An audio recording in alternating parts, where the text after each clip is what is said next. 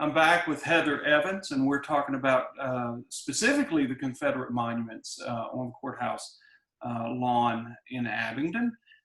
Heather, why are so many of these monuments on courthouse lawns? Oh gosh. Well, I believe, and history shows, that a lot of these monuments were created in times when there were, for instance, there were Jim Crow laws on the books. People were being disenfranchised in terms of their voting, and having these monuments in certain public spaces also resulted in intimidation. So essentially having the monuments there says to people who are non-white that those who are white are still in kind of control of the region or of that community or of that, courthouse, for instance. One of the arguments that we are putting forward, because I'm now working with a group of other individuals on this topic, the biggest argument in my mind for relocating these is that having those monuments there does not say equal justice for all. And if you ever go to the Supreme Court, that is what the Supreme Court embodies. That is what all courts should embody, is that in a place of law, you should be able to have equal justice. Having these statues outside of those locations says that not all will be treated equally. And these monuments, this one in particular, it was erected, I believe, in 1907, 1908. So this was, 40 some years after the end of the Civil War. That's true for a lot of the other monuments too. There's two monuments on the grounds here. There's the one of the man holding the gun, and then next to him is a second block, and it has writing on it about some of the generals. That one was not put there till 1999. And so in this community, the day that this happened, it was actually Jefferson Davis's birthday. And it was a huge ordeal. People came out, they had all the flags waving. It was, I think there were 5,000 people present. And it was located in the center of the square, not over at the courthouse.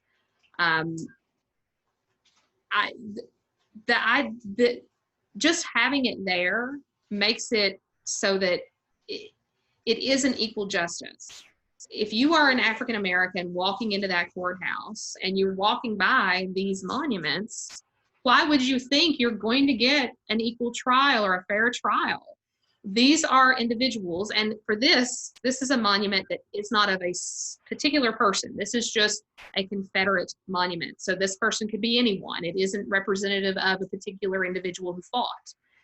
But you're walking by this monument, you're seeing this, it doesn't matter. It's saying that we revere the Confederacy. It's not that we're remembering it. We can remember the Confederacy in ways that don't mean that these statues exist in these public spaces outside courthouse. We are placing the idea of the Confederacy on a pedestal. Yeah. Literally a pedestal. And so it's like saying, and again, in this community too, there were a lot of people who defected. There were people who fought for the Union. Even at the time this was created, it didn't represent everyone in Abingdon. And so it definitely doesn't represent us all now. Right. And so I'm arguing that it's time. That does not represent us all. It also creates strife. If you do want a monument outside your courthouse, have one that represents everyone. Bring everyone to the table to talk about what really represents Abingdon as a whole, not something that represented some of Abingdon for 4 years. Yeah. And if you want a Civil War monument, have a Civil War monument, not a Confederate monument. That's right. That's right. And yeah, Abingdon, go ahead. I'm sorry. In terms of Abingdon and its history, there were slave owners here in Washington County. The Abingdon itself is on the Slavery Trail of Tears. And, we don't have a monument here about that. And that's history. Yeah. And so, placing just that, the monument of this Confederate general does send a signal. And I don't think it's a signal that people within Abingdon necessarily want to send, or perhaps they've not thought about what that signal is that they're sending. Well, the people of Abingdon may not have thought about it, but I'm sure the business interests in Abingdon are thinking about it. And that's a good thing. And I think we've seen within just the past few weeks, the business interests are really driving a lot of these changes that are taking place. True. Now, let me show you something. I'm not so good with technology that I'm all slick and smooth, but I'll show you this. And whenever I post this section of the video, this segment, I'll put these photos up. This, taken by me many years ago, a statue of Confederate monument on the grounds of the courthouse in Lowndes County, Mississippi, Columbus, Mississippi. Well, I was in grad school at Mississippi State, and I was teaching classes, and one of my students, a black student, said, you know, there's a statue of the Klan on the courthouse lawn in Columbus. I was like, oh, really? I've got to see this. So we drive to Columbus, and we walk around the courthouse lawn, and it's in a square, you know. We walk around and we see him. And I'm like, well, I don't know, maybe he was a famous Klansman. And we go all the way around the square and we end our little visit to the courthouse right in front of the original entryway to the Lowndes County Courthouse. And we look over at our Confederate soldier who now looks like that. Oh. Interesting, isn't it? Yes. So you know who's dispensing justice in 1902 and 1903 and etc. Yeah. And that's the message. And I think about children too. You know, in the first clip we were talking a little bit about how when we're younger and, you know, you drive by or something and you don't necessarily think about it. But if you were a child, even now, and you went by those monuments and you asked your family, you know, tell me about those monuments and why do they exist, or why is that somebody I should be looking up to? You know, if let's say that you have a African-American friend who has a small daughter, right? And the daughter is asking her mom, like, those monuments are outside our courthouse, so what does that mean? I mean, that we need to think about these things. What symbols do we have in these public spaces? Do they represent all of us? Are they welcoming? I've spoken with people who own businesses here about that too, and the struggle, you know, even in terms of retaining, you know, having people move into the area, retaining people here. Are we sending messages that technically, if you are different, you aren't necessarily welcomed? Some of the people who signed the petition are also from out of the area. Many of them are from the area, but then there's some who aren't from the area, but they've thought about visiting. When you visit a town and you are, especially a small town, what do you remember about small towns? You'll often say, oh, well, I went down on the courthouse square. I went to, you know, Main Street. And then, so here, if you were going to go to Main Street, if you were going to go to the courthouse, that's what you would see. And yeah, and you get people visiting from northern states and out west. They already have a predisposition when it comes to what the South is like, and race is a big part of that.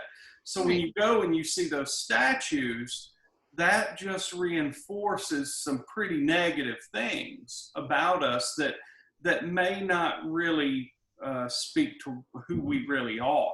I'm sure it speaks to who a handful of people are, but not the majority of us at all. Yeah, I think you're right. As I mean, my husband, his reaction, right? He's never lived here before, and he saw those monuments and was just stunned that they were in front of the courthouse. And another thing that is happening there right now is that last year there was on the ballot, they decided whether they would leave the courthouse where it currently is or move it to the old Kmart shopping center, because they need more space. They don't have enough space for what's going on in their courthouse at this point. So they voted to leave it where it's at, but that means they have to renovate what's there. and they have to have additional space. Where these things sit right now is in like a little alcove within the courthouse. And so if they do remove them and, move them over to Sinking Springs, they could use that space for more courtroom space or office space or any of that. So from a logistical standpoint too, this makes sense for things like the courthouse renovation committees and other organizations that are working on this. Yeah, it really does seem to make a lot of sense on virtually every level, and I hope that other people will see it, see the positives that could come out of this. As a historian, one of the things that has frustrated me, I'm a big fan of National Park Service. National Park Service does a wonderful job of dealing with history and interpreting history and placing things into context. And within the past 20 years, they have really spent a lot of time and put a lot of effort into contextualizing slavery and the racial aspect of the Civil War and the coming of the Civil War. Mm-hmm. It's not like we don't have the power to do this, but when it comes to some of these monuments, it seems like that they are such a powerful political football that a lot of people don't really want context, or at least they haven't up to this point. And I really believe that even after these things get to Sinking Spring, one of the most effective things that could happen would be to put up some panels that explain what happened between 1865 and 2020 to bring us to this point. Yeah. And then finally monuments become teaching tools. Finally there's something of intellectual value to them. How do you feel about the contextualization argument? Have you heard much about the possibility of putting these things into context? Yes. So I've been working with a group of people. Right now, my email thread has got about 50 individuals on it from the area who are really interested in working on this topic. So at one point, someone had messaged me too, that perhaps instead of moving these things or relocating these things, we need to do contextualization where they stand, to have additional information put on them and things like that. I think that I will stand firmly on the idea that Confederate monuments do not belong outside of the places where laws are carried out. So in my mind, contextualizing them where they stand doesn't help the problem. But contextualizing them where they end up would be wonderful. Yeah. There's actually another location in town too, Veterans Park, where there are already some contextualization of the Civil War, and there's an area where they could also be moved. So wherever they end up, I think having that information available would be wonderful. Yeah,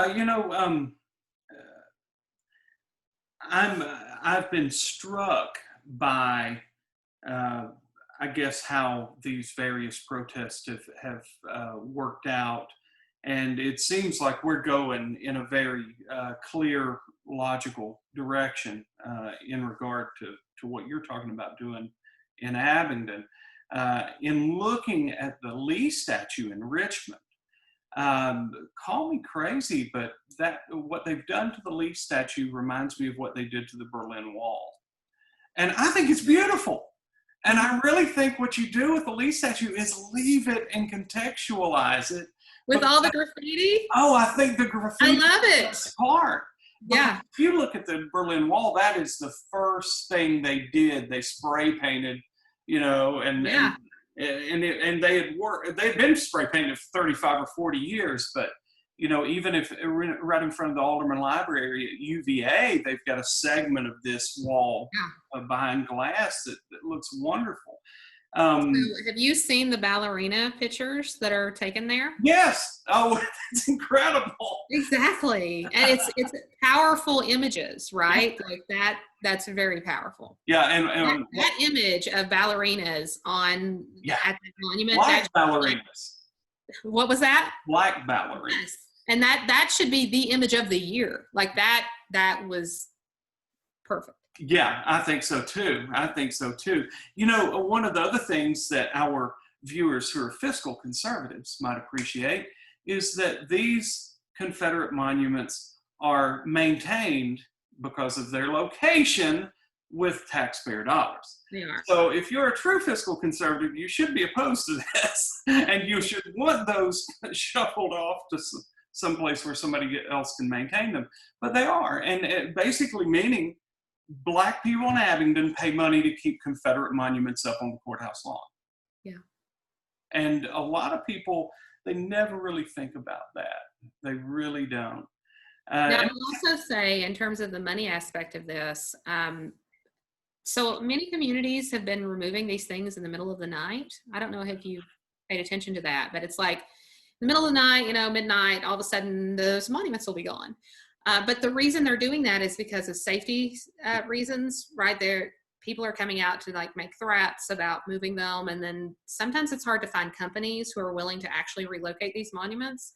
Down in New Orleans, back when the mayor decided to relocate the monuments that were there, he actually had to get companies from out of the state to come in and do that. And the price went up considerably. Oh, it did, yeah.